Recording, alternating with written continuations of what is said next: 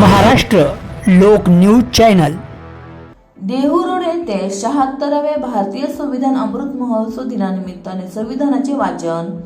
प्रतिनिधी अरुण डिंबळे, पिंपरी चिंचवड. देहूरोड दिनांक 26 रोजी संविधान सन्मान संघाच्या वतीने भारतीय संविधान अमृत महोत्सवी दिनानिमित्त देहूरोड येथे संविधान वाचन कार्यक्रम व संविधान सन्मान मिरवणूक आयोजित करण्यात आलेली होती.